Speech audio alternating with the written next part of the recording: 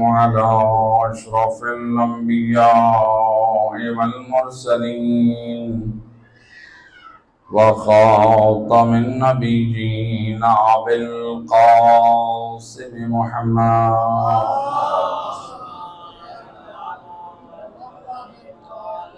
وأهل بيته الطيبين الطاهرين المعصومين المظلومين المنتجبين الذين أذهب الله عنهم الرجس وطهرهم تطهيرا.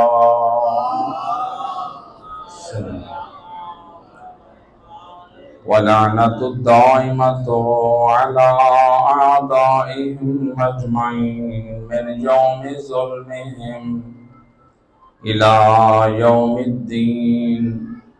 أما بعد، وقد قال الله سبحانه وتعالى في كتابه المجيد وفرقان الحميد وقوله الحق: بسم الله الرحمن الرحيم.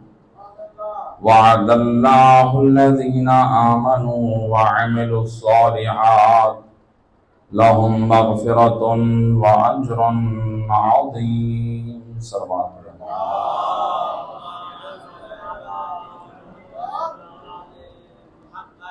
ارباب اعزاء، عشرہ محرم الحرام کہ آج چوتھی مجلس جو ہمارا موضوع قرار پایا تھا، اس آیت مجیدہ کی روشنی میں ایمان اور عمل صالح. پروردگار اپنی لاریب کتاب میں یہ وعدہ دے رہا ہے. فرمایا: وعد اللہ الذین آمنوا وعملوا الصالحات. اللہ کا وعدہ ہے ان لوگوں سے جن کے دل نور ایمان سے نورانی ہیں، وعملوا الصالحات، اور جن کے وجود پر کردار آل محمد کی پاک چادر چڑھی ہوئی ہے. جو ان دو چیزوں کے ساتھ زندگی گزار کے آئے گا، پروردگار فرماتا ہے لہم مغفرۃ، ان کو نور ایمان کے صدقے میں اور آل محمد کے پاک کردار کے صدقے میں ان کے سارے گناہ بخش. اللہم صلی علیہ وَأَجْرٌ عظیم، اور میں ان کو اجر عظیم عطا کروں.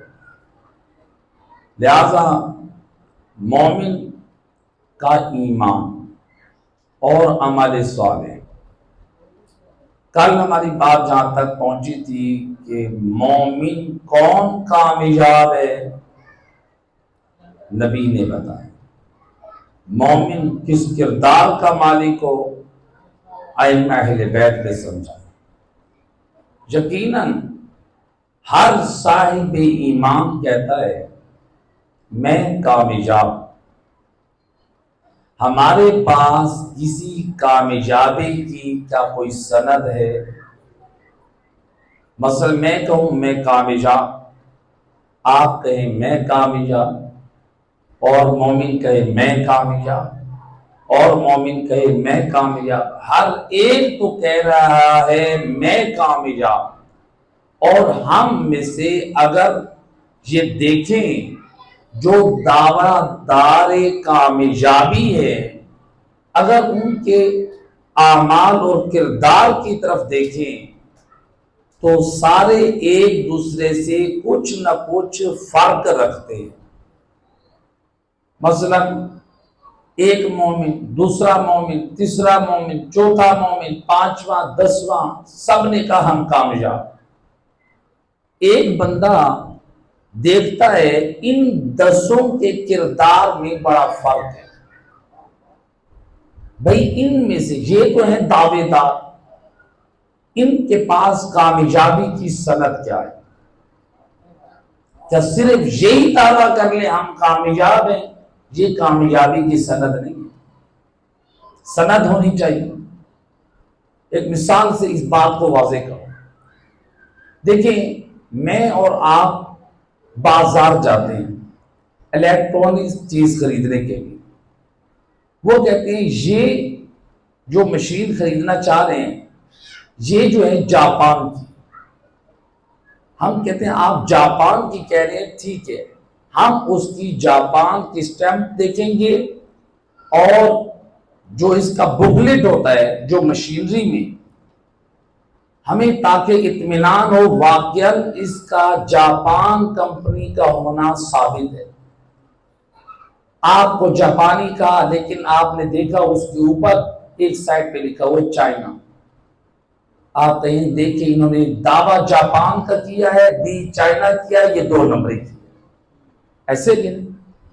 ہم کہیں ہم ہیں ایمان والے، ہم ہیں کامیاب، یہ تو ہے دعویٰ، اور ہمارا کردار اور ایمان نہ قرآن کے مطابق ہو نہ 14 کے فرمان کے مطابق ہو، کل میدان قیامت میں خدا بھی کہے گا جو دعویٰ کیا تھا ایمان اور عمل صالح کا، آئے 2 نمبری کر کے ہو، نہ تمہارا ایمان قرآن کے مطابق ہے نہ 14 کے فرمان کے مطابق ہے، لہذا کامیاب وہ ہے جس کے پاس سند ہو۔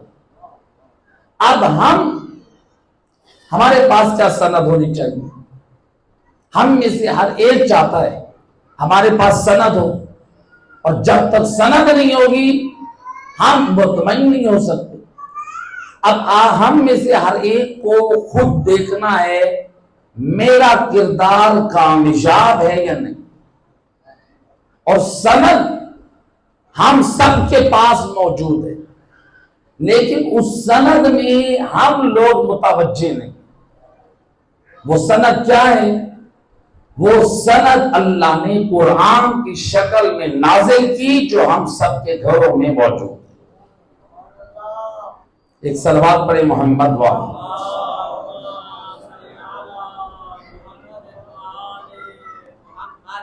یہ وہ ہدایت کی کتاب تو ہم پڑھتے ہیں، اچھا پڑھ کر کہتے ہیں کہ اللہ نے مشرکین کے بارے میں مذمت کی، ایسے کہ نہیں؟ کبھی کہتے ہیں اللہ نے ان آیات میں منافقین کی مذمت کی، کبھی کہتے ہیں ان آیات میں اللہ نے کافروں کی مذمت کی، کبھی کہتے ہیں ان آیات میں اللہ نے فلاں گروہ کی مذمت کی، قوم موسیٰ کی مذمت کی، قوم مختلف اقوام کی مذمت کی۔ کیا یہ قرآن ہمیں یہ بتانے کے لیے آیا ہے کہ اللہ نے سابقہ قوموں کی مذمت کی ہے؟ کیا یہ کتاب صرف نالج کے طور پہ ہے؟ نالج کے طور پہ ہے؟ نہیں، پھر کس لیے؟ اللہ خود بیان کر رہا ہے ہدی للناس، یہ لوگوں کی ہدایت کے لیے نازل ہے۔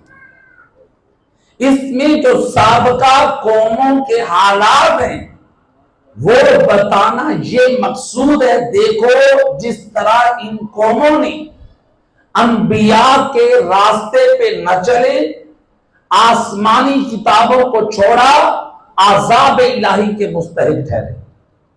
دیکھو کہیں ایسا نہ ہو اگر وہ قومیں اپنے زمانے کے انبیاء اور کتابوں کو چھوڑ کر عذاب الہی کے مستحق ہو سکتے ہیں، تم اگر سید الانبیاء جو ان انبیاء کے سردار ہیں، اگر تم نے اس نبی کی پیروی کی مخالفت، تم نے پیروی نہ کی بلکہ مخالفت کی، تم نے ان کتابوں کی سردار کتاب قرآن کی مخالفت کی، یاد رکھو اگر وہ قوم عذاب خدا سے نہ بچ سکی تو پھر تمہارے اندر بھی مختلف عذاب الہی آ سکتے۔ اور امام موسیٰ کاظم علیہ السلام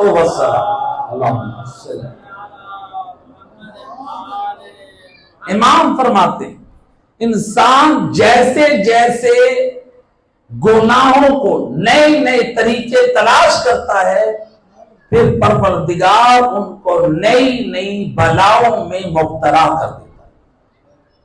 یہ اور بات ہے، سابقہ قوموں میں مثلا کسی قوم پہ زلزلے کا عذاب آئے، کسی قوم پہ طوفان آیا، کسی کو اللہ نے بندروں کی شکل میں مسخ کر دیا، کسی قوم پہ اللہ نے خون کا عذاب بھیجا، کسی پہ کیڑے کا عذاب بھیجا، کسی پہ مینڈکوں کا عذاب ہے، مختلف عذاب ہے۔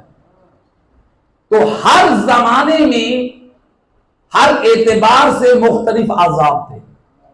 ہم کہیں کہ ہمارے اوپر تو وہ عذاب نہیں آ رہے، نہیں آ سکتے۔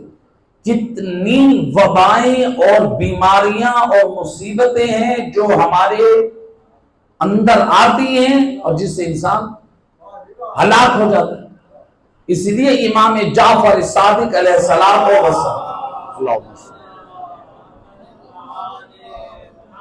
امام فرماتے ہیں اکثر لوگوں کو جو موت آتی ہے وہ ان کو طبیعی موت نہیں آتی،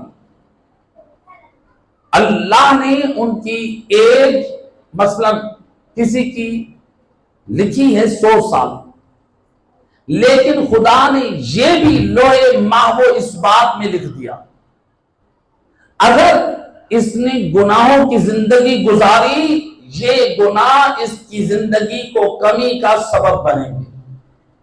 امام فرماتے ہیں بعض، اکثر، بعض نہیں، اکثر لوگوں کی جو موت ہے وہ ان کے گناہوں کی وجہ سے جلدی آ جاتی ہے، خدا کی طرف سے آفتوں میں، بیماریوں میں، مصیبتوں میں گرفتار ہو گئے۔ اس لیے بعض روایات میں ملتا ہے کہ انسان کو مثلا جوانی میں موت آتی ہے اگر انسان تقوی الہی کی زندگی نہ گزارے۔ جب بعض اور جو روایات سے استفادہ ہوتا ہے کہ مثلا اگر کوئی علماء سے دشمنی کرے یا دین کا دشمن ہو، اس کے اوپر ایک یہ مصیبت آتی ہے اللہ اس کو لاولد رکھتا ہے۔ ایک صلوات پڑھے محمد و اہل بیت پر، اللہ صلی علی بار دیگر باواز بلند صلوات، اللہم صلی علی۔ لہذا اللہ نے عظیم کتاب ہماری ہدایت کے لیے نازل کی۔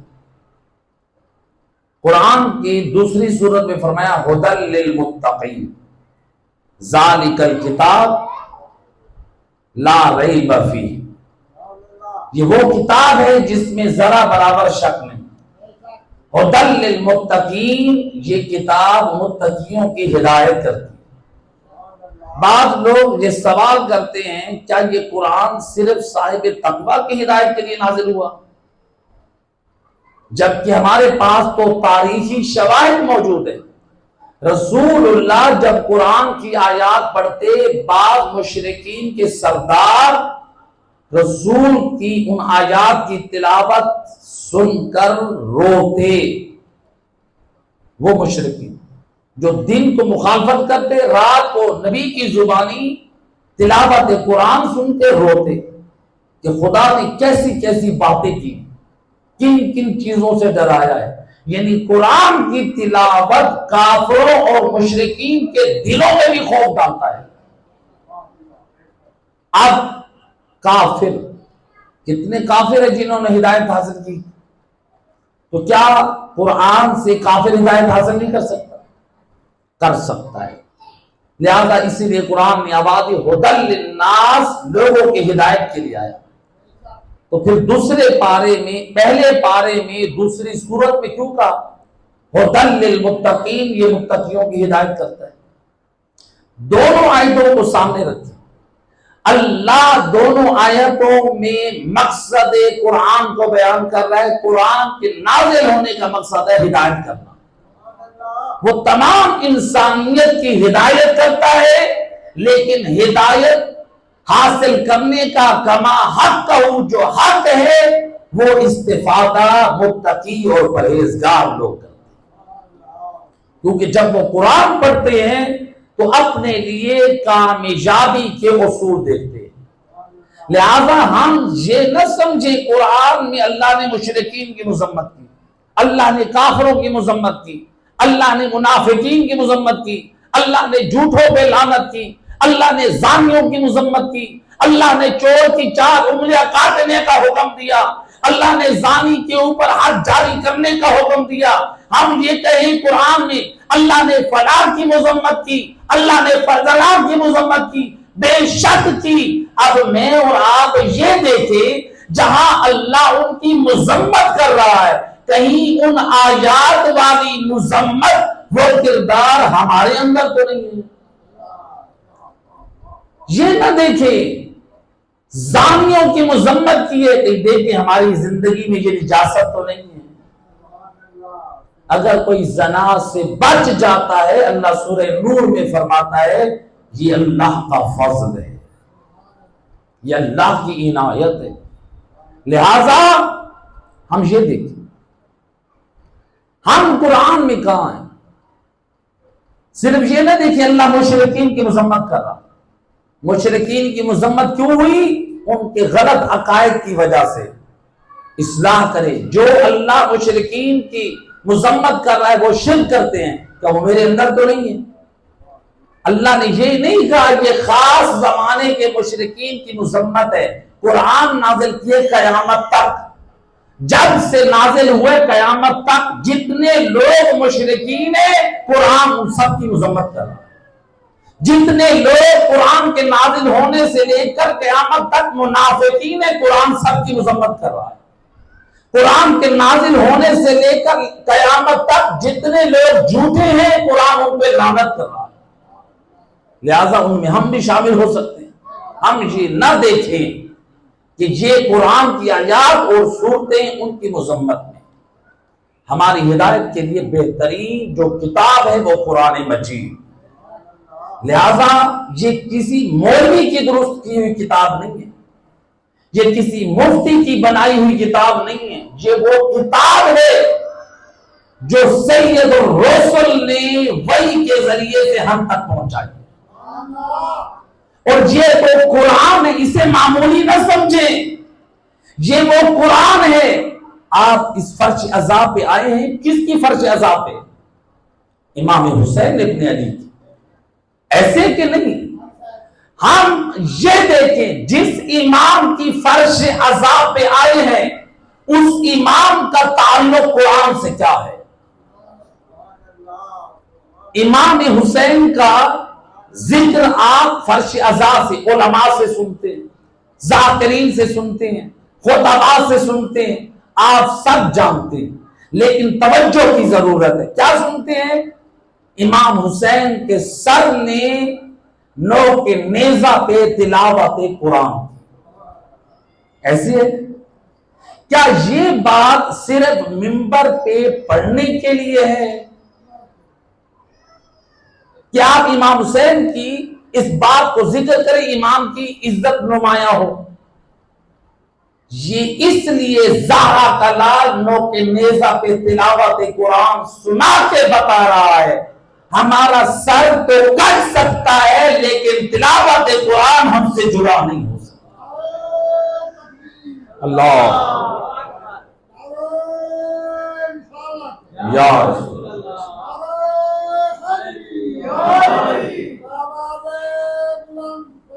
اللہ صلی اللہ علیہ۔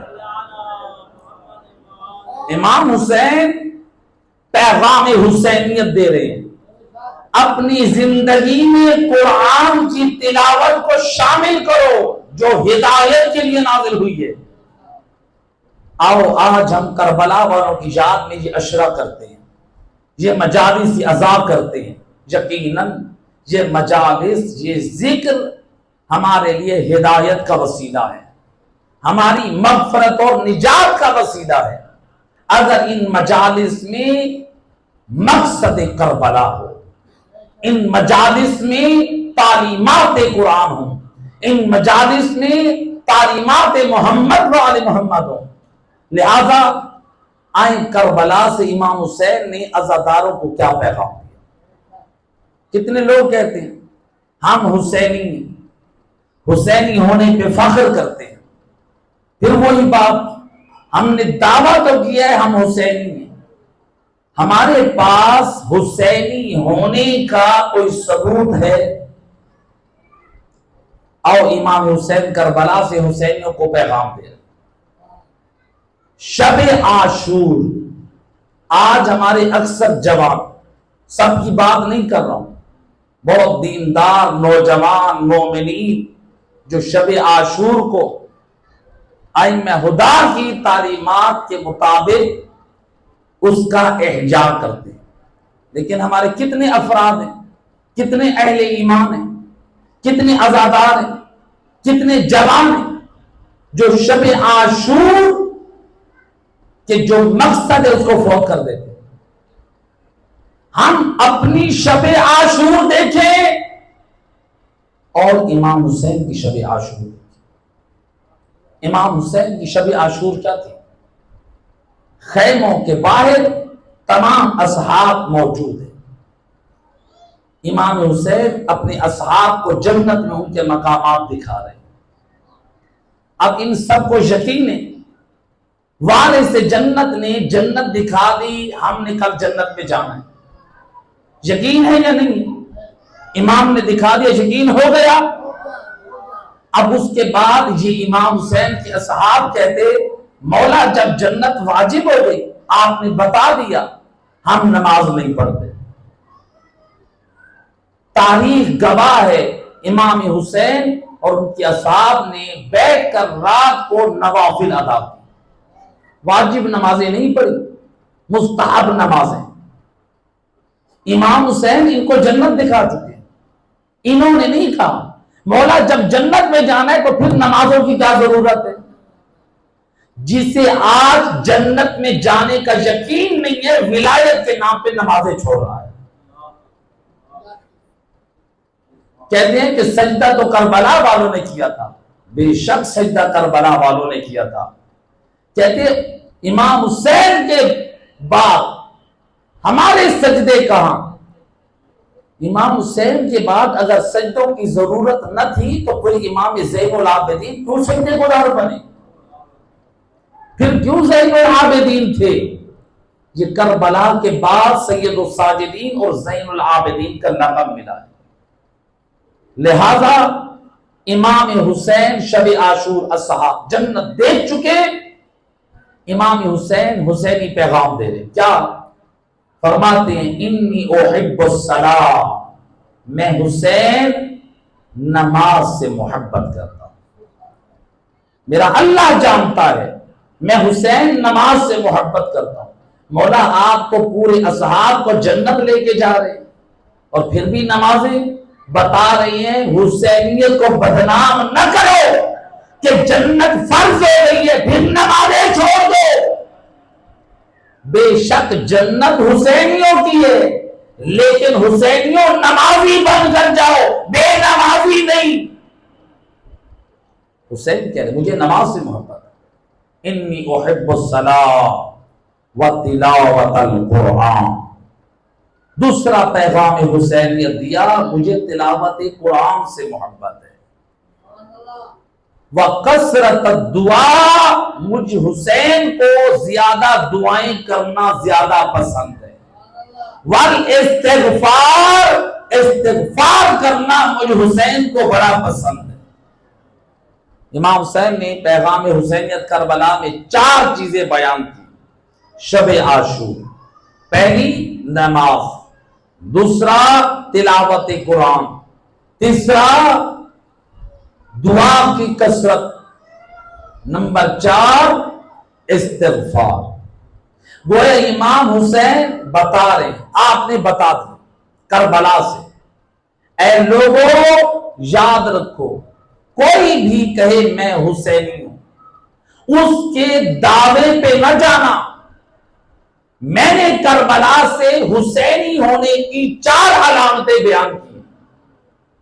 جب میں حسینی ہو کے نمازی ہوں، جب میں حسین ہو کے قاری قرآن ہوں، جب میں حسین ہو کے دعا کرنے والا ہوں، استغفار کرنے والا ہوں، اور کوئی حسینیت کے نام پہ نمازیں چھوڑ دے، حسینیت کے نام پہ قرآن چھوڑ دے، حسینیت کے نام پہ استغفار چھوڑ دے، حسینیت کے نام پہ دعا و مناجات چھوڑ دے، امام فرماتے ہیں جو ان چیزوں کو چھوڑے اس کا حسینیت سے کوئی تعلق نہیں۔ جس کے اندر یہ چار چیزیں ہیں، میں حسین بتا رہا ہوں، مجھ حسین کا وہ حسین اللہ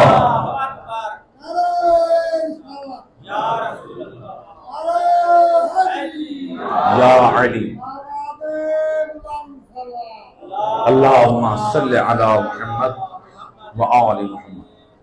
لہذا امام حسین تو کربلا سے تلاوت قرآن، دین سے محبت کا درس دے رہے ہیں۔ ہمارا تو تعلق اس گھرانے سے ہے۔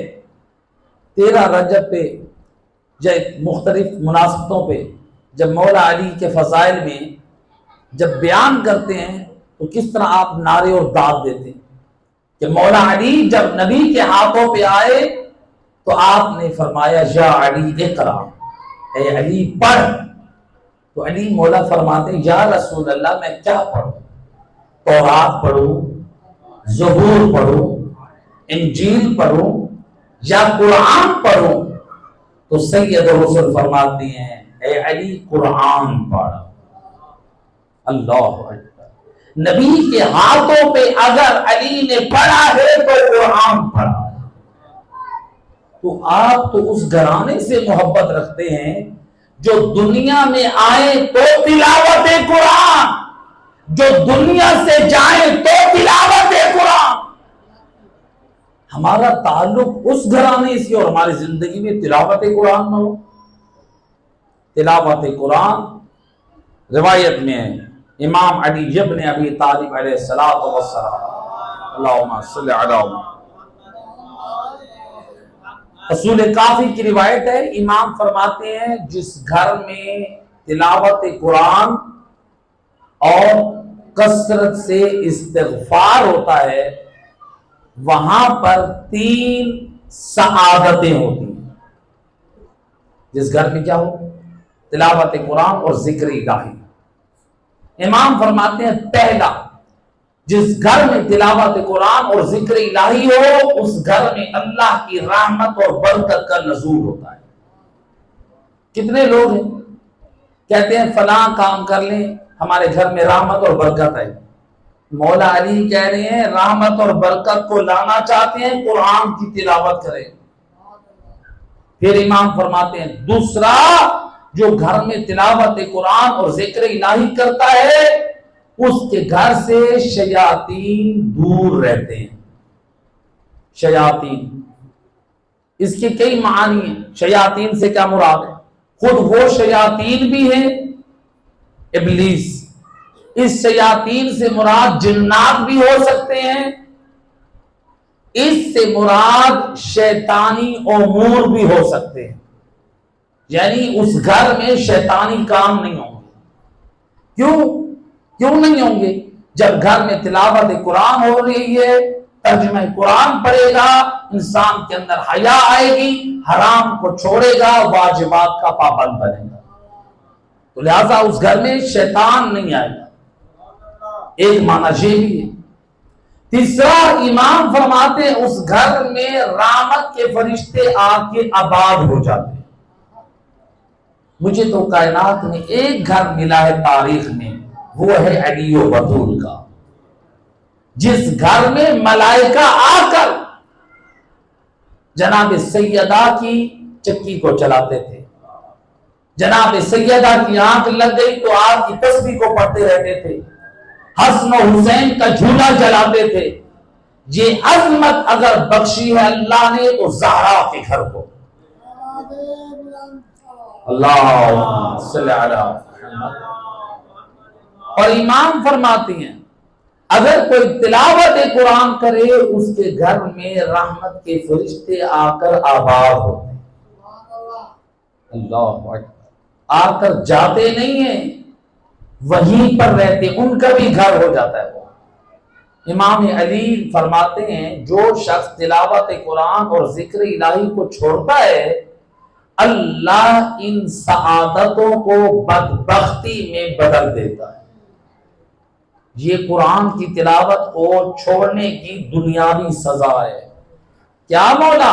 امام فرماتے جس گھر میں تلاوت قرآن اور ذکر الہی نہیں ہوتا اللہ اس گھر میں رحمت اور برکت کا نزول بند کر دیتا ہے۔ اب اس گھر میں جتنے بھی اور نیکی کے کام کریں کبھی اس گھر میں رحمت نہیں آئے گی، برکت نہیں آئے گی جب تک تلاوت قرآن نہیں۔ یعنی قرآن اتنا اہم ہے۔ آپ کہیں کہ میں اپنے گھر میں مثلا کوئی دعا رکھ لوں، آپ کہیں میں اپنے گھر میں مثلا مجلس رکھ لوں، آپ کہیں میں اپنے گھر میں جو ہے مولا کی نیاز کھلا لوں، بے شک یہ اعمال باعث اجر بھی ہیں، باعث ثواب بھی، ان کا کوئی منکر نہیں ہے۔ لیکن مولا علی کیا کہہ رہے ہیں؟ میری جرت نہیں ہے میں کہوں کہ جس گھر میں قرآن کی تلاوت نہیں ہے اس گھر میں آپ مجلس کروائیں رحمت اور برکت نہیں آئے گی، میری جرت نہیں۔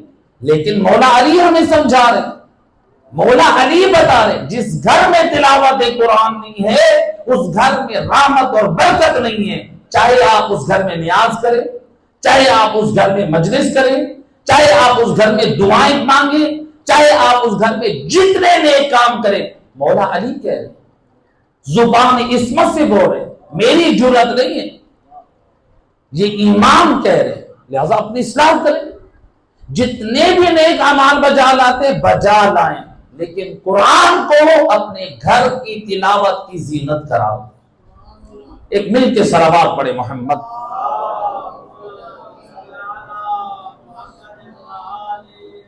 دوسرا امام فرماتے ہیں دوسری بدبختی کیا بن جاتی ہے؟ شیاطین اس گھر میں آباد ہو جاتے ہیں۔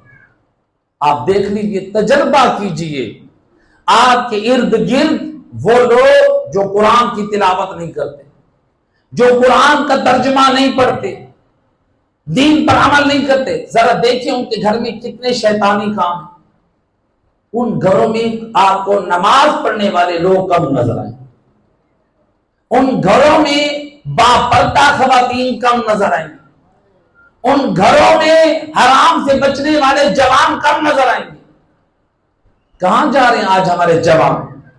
جوا عام ہوتا جا رہا ہے، شراب نشہ عام ہوتا جا رہا ہے، آئس نشہ آج یونیورسٹیوں اور کالجوں میں آج عام ہو رہا ہے۔ والدین اولاد کو بھیج رہی ہے اعلیٰ تعلیم کے لیے، لیکن نسلیں کالج اور یونیورسٹیوں میں تباہ و برباد ہو رہی۔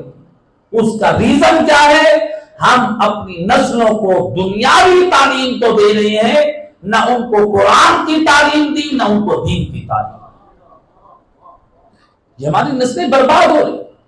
آپ کتنے ایسے علاقوں میں بھنگ شریعام بک رہی، لوگ موٹر سائیکلوں پہ شاپر میں بھنگ لے کے عام جا رہے ہیں۔ یہ وہ بات ہے جو کسی کی بتائی ہوئی نہیں ہے، جو آنکھوں کا میرا مشاہدہ ہے، میں وہ بیان کر رہا ہوں، اور یہ پرانے زمانے کی بات نہیں کر رہا ہوں، یہ آج کی بات کر رہا ہوں۔ لوگوں کے اندر شرم و حیا ختم ہو چکی ہے اور بھنگ کو عام معمولی چیز سمجھتے ہیں، جبکہ سید رسول فرماتے ہیں جو شخص بھنگ کو حلال سمجھ کر پیے وہ دین محمد میں کافر ہے، دین محمد میں وہ کافر ہے۔ کتنا نشہ عام ہو رہا ہے، کتنی برائیاں بڑھ رہی ہیں، روک تھام کرنے والا کوئی نہیں۔ لہذا یہ کیا ہے؟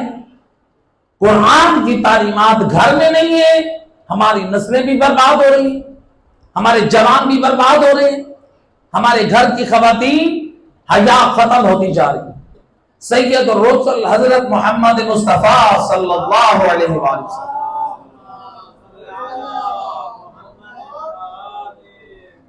آپ فرماتے ہیں اپنی بچیوں کو سورہ نور کی تعلیم دو۔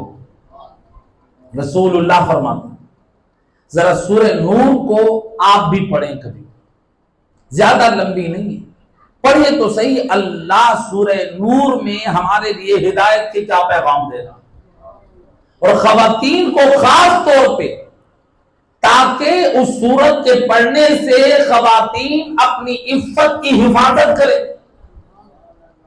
وہ اپنے کردار کو پاکیزہ بنائے رکھیں۔ جب ہماری عورتیں سورہ نور نہیں پڑھیں گی، قرآن نہیں پڑھیں گی، ہمارے جوان نہیں پڑھیں گے، ہم نہیں پڑھیں گے، بتائیں دین کیسے ہے ہمارے؟ ہمیں تو منبر پہ زیادہ جی بتا دیا گیا، ماشاءاللہ مولا حسین کی مجلس میں آؤ، آنسو بہا لو، مولا کے فضائل پہ نعرے لگاؤ، آپ کامیاب۔ میرا ایمان اور عقیدہ ہے بے شک آل محمد کے فضائل پڑھنا باعث اجر اور ثواب ہے۔ مولا کے فضائل پڑھے یقیناً ہماری معرفت میں اضافہ ہوتا ہے۔ امام حسین کی مظلومیت پہ آنسو بہانا ہماری مغفرت کا وسیلہ ہے، ہماری نجات کا ذریعہ ہے، لیکن صرف اسی پہ رہ جانا کہ بس فضائل سن کے نعرے لگا لیں اور مسائل سن کے گریہ کر لیں بس کامیاب، تو پھر یہ قرآن کس کے لیے؟ یہ قرآن یہ کافروں کے عمل کے لیے نازل ہوئے یا مسلمانوں کے عمل کے لیے نازل ہوئے؟ کون اس پر عمل کرے؟ کافر کریں گے، مشرک کریں گے، منافقین کریں گے، کون کرے گا؟ ہمارے عمل کے لیے یہ نازل ہوا ہے۔ صلوات پڑھے محمد رحمہ اللہ۔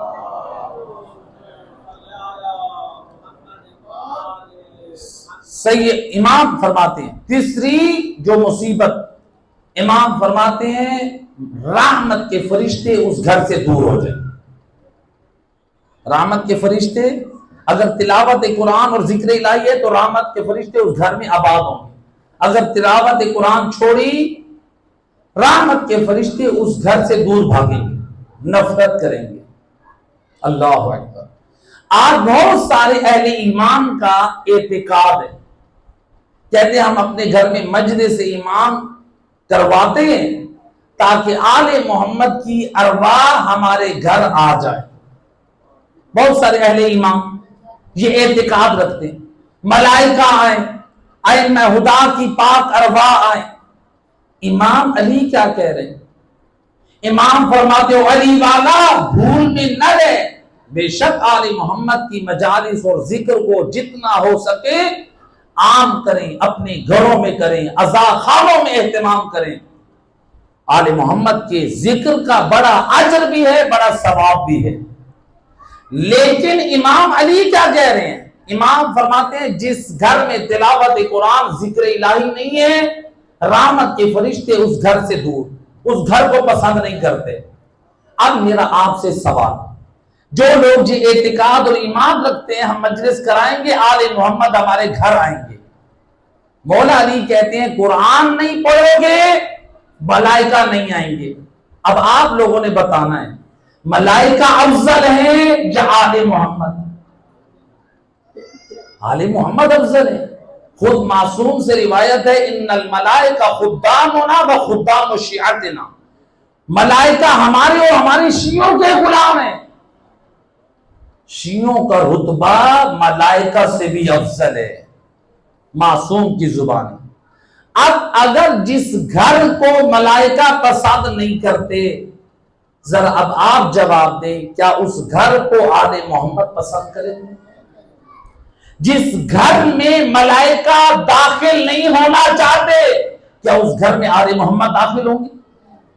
لہذا یہ میں نہیں کہہ رہا، میری جرت ہی نہیں ہے، امام علی کہہ رہے ہیں جس گھر میں قرآن کی تلاوت نہیں ہے اس گھر میں ملائکہ داخل نہیں۔ مولا علی کو مانا ہے، مولا علی کی مانی، اسی میں ہماری نجات ہے۔ صلوات پڑھے محمد رحمہ۔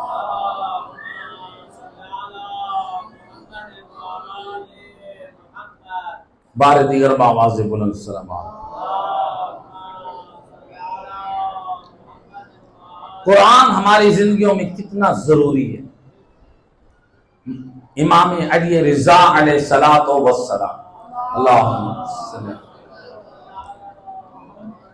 امام فرماتے ہیں کلام اللہ، قرآن کے بارے میں فرماتے ہیں کلام اللہ لا تتجاوزوہ، اے ہمارے موالیوں قرآن سے تجاوز نہ کرنا۔ اگر کامیابی چاہتے ہو تمہارا ہر عمل قرآن کے مطابق ہو، قرآن سے آگے نہ ہو، قرآن کے مطابق ہوگا تو کامیاب ہو۔ وَلَا تَطْلِبُ الْهُدَىٰ فِي غَيْرِهِ فَتَضِلُّ، امام رضا زبان عصمت سے فرماتے ہیں فرماتے ہیں ہمارے موالیوں، اگر تم نے قرآن سے ہٹ کر ہدایت حاصل کی تو تم گمراہ ہو جاؤ گے، امام کہہ رہے ہیں۔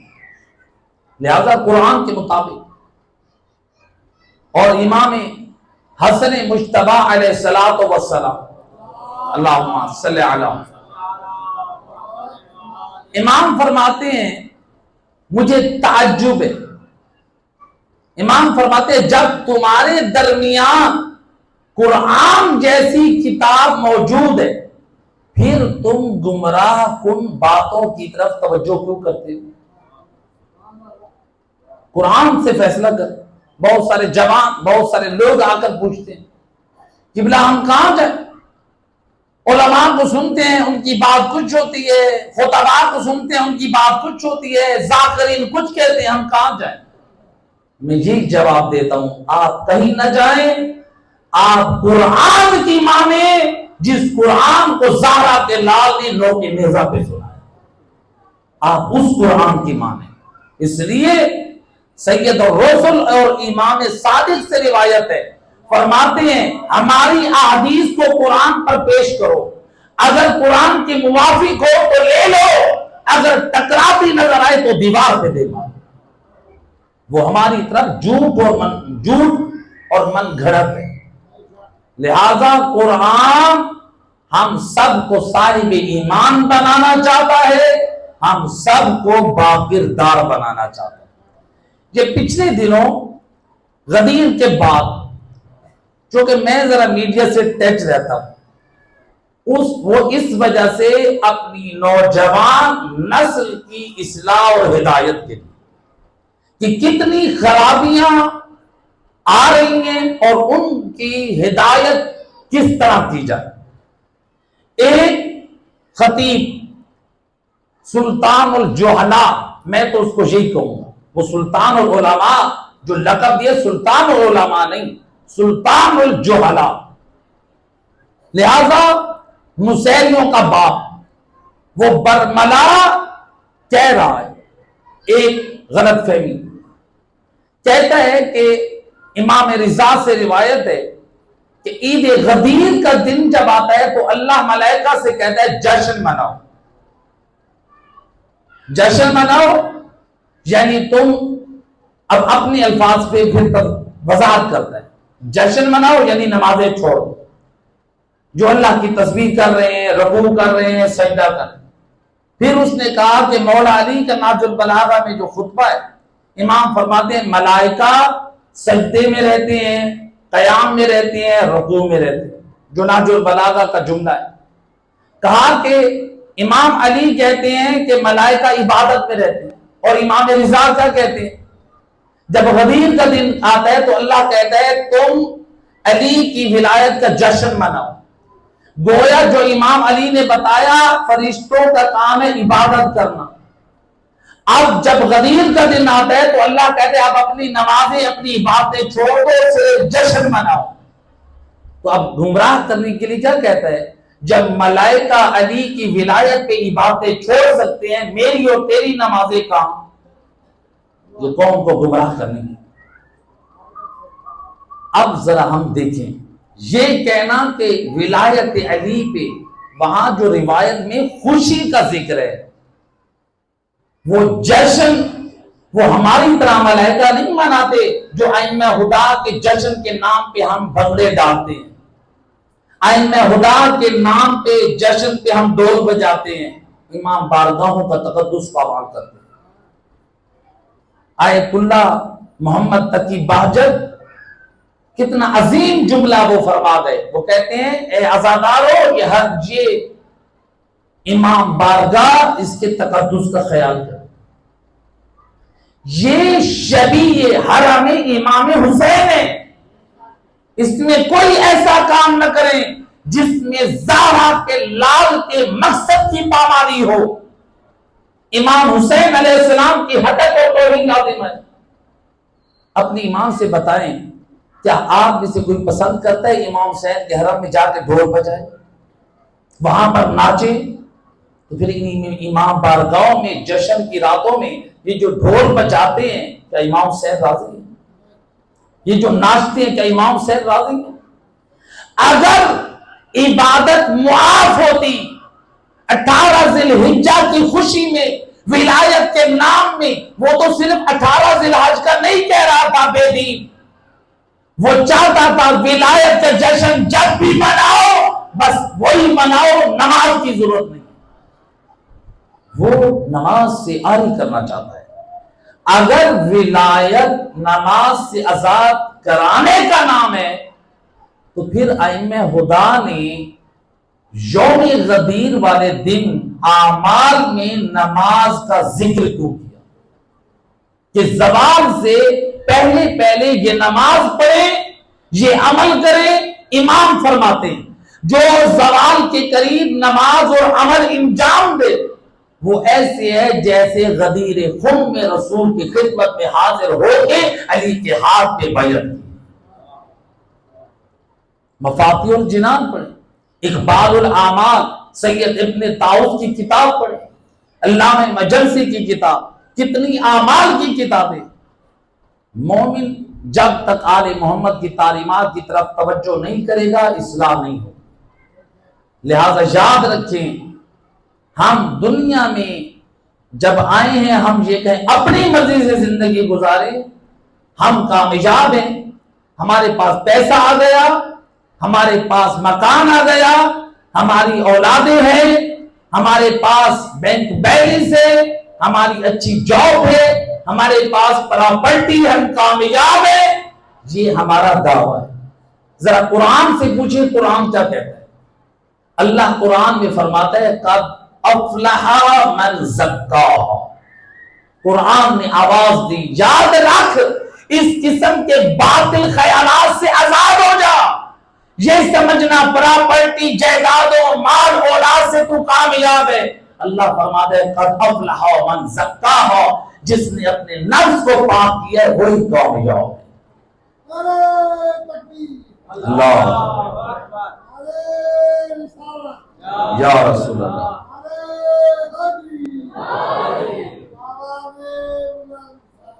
اللہم صلی علی محمد۔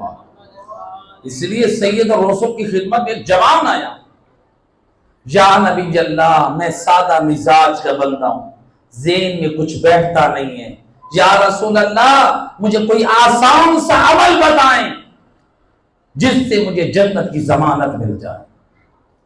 سید الرسول فرماتے ہیں آسان حل چاہتا ہے جنت میں جانے کا؟